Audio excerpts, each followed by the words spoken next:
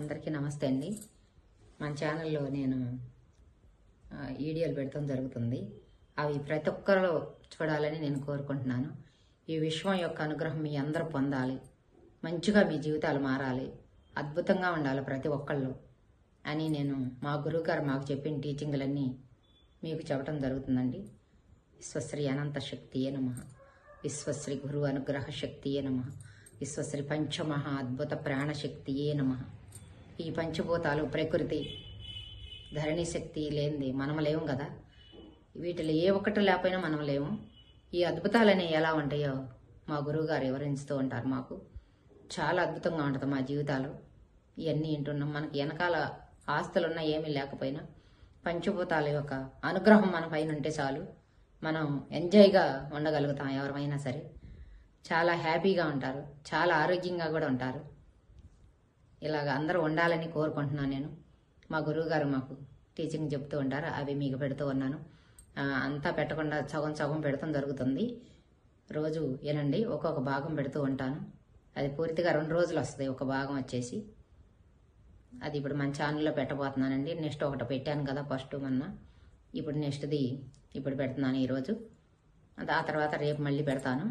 అలాగా కొంచెం కొంచెం పెడుతూ ఉంటాను. మీ అందరూ విని ఆరోగ్యంగా ఉండాలి, మంచిగా ఉండాలి. మీ అందరి జీవితాలు కూడా అద్భుతంగా మారాలి మీరు. కానీ ఒకటి చెప్తున్నానండి, ఈ టీచింగ్ని మీరు కనుక అలాగా ఉండగలిగితే అసలు చాలా అద్భుతాలు జరుగుతాయండి మీకు. ఈ పంచభూతాల యొక్క అనుగ్రహం మీకు వస్తుంది, చాలా మంచిగా ఉంటారు. మీ అందరు బాగుండాలని కోరుకుంటూ ఈ పెడతాం జరుగుతుంది. అమ్మగా మీ అందరికీ నమస్కారం. బాయ్. ప్రాముఖ్యం మనం చెప్తున్నాము, పంచభూతాల నుంచే ప్రతిదీ ప్రారంభమవుతుంది.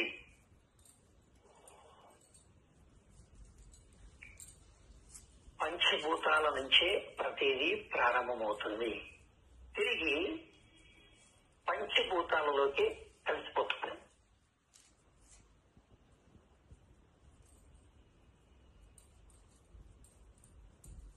ఎవరి ధార్మిక సిద్ధాంతం వారికి నేర్పిస్తుంది. సృష్టికర్త దేవుడు, భగవంతుడు.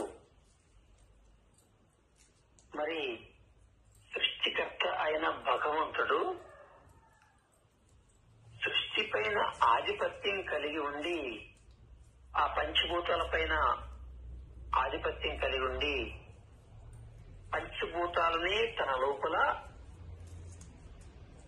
కరిగించుకుని కలుపుకుని శక్తి కలిగి ఉండాలి.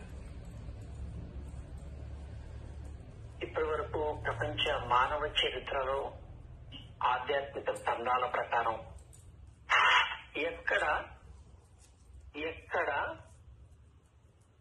ఏదైనా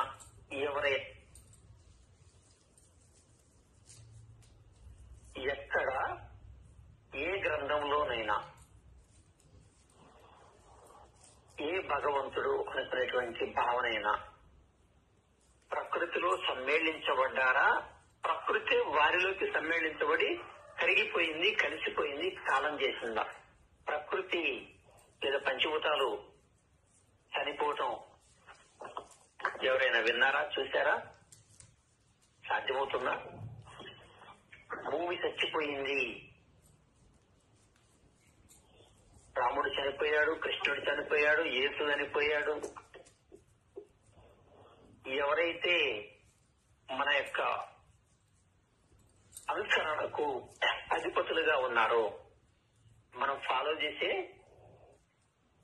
అధిపతులుగా ఉన్నారో, వారందరూ కూడా ఆ అధిపతులు, మహానుభావులు, యోగ్యులు, మహనీయులు మొత్తం అందరూ ప్రకృతిలో మమేకమైపోయారు, కలిసిపోయారు. మరి ఈ చైతన్యం కలిసిందా? ఎక్కడైనా అయిపోయిందా? ఆగిపోయిందా?